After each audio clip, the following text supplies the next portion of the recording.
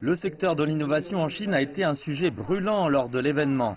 Zhang Yelo est président du groupe marketing et global branding de Tencent, une entreprise chinoise de technologie et de culture basée sur Internet.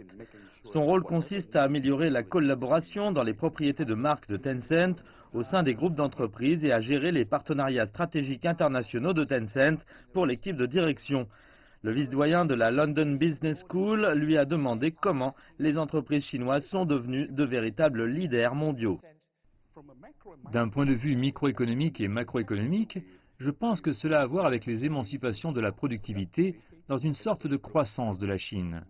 Lorsqu'un pays a connu une croissance à double chiffre au cours des 2 dernières décennies, ce que cela signifie fondamentalement d'une perspective économique, c'est que vous avez une demande importante, mise à niveau par le propriétaire, l'État. Dans ce cas, les décideurs et les gouvernements ont la responsabilité de veiller à ce que la demande augmente. Alors que le créer en Chine est devenu un sujet qui attire l'attention du monde entier sur le forum, le commerce sino-britannique à une époque d'incertitude en est devenu un autre. À mesure que les préoccupations commerciales des grandes puissances grandissent, il est crucial de maintenir un développement durable. Stephen Perry, président du groupe 48, un groupe britannique travaillant à la promotion des relations sino-britanniques positives, donne son point de vue sur la mondialisation et le protectionnisme. Je ne pense pas qu'il soit dans l'intérêt de tous que le monde soit paralysé. Vous savez que l'Amérique existe, parce que les entreprises produisent des biens et que les gens ont des emplois. Ils paient des impôts et ils financent le gouvernement et tout ce qui va avec. Donc je ne pense pas que l'Amérique puisse se permettre d'avoir une crise dans le monde à la suite de cette crise. Et je pense que la Chine prévoit qu'elle n'assumera pas la position d'être hostile, agressive ou offensive. Monsieur Perry a également déclaré que les investisseurs lui avaient demandé des conseils pour décider de transférer leurs investissements hors de Chine ou d'Asie. Il a dit que certaines entreprises occidentales devaient rester fidèles à l'Amérique, mais cela ne signifie pas pour autant qu'elles vont déloger leurs investissements de la Chine.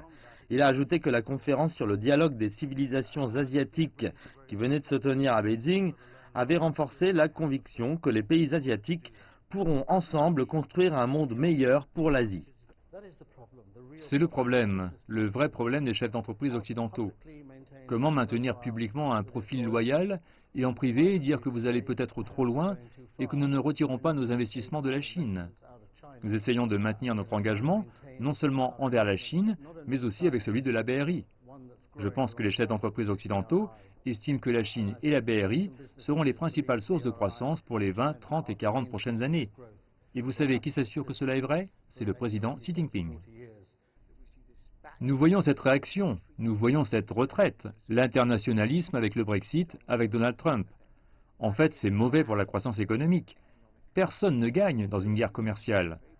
Donald Trump a dit qu'il irait gagner la guerre commerciale, mais c'est faux. Aucun corps ne gagne dans la guerre commerciale.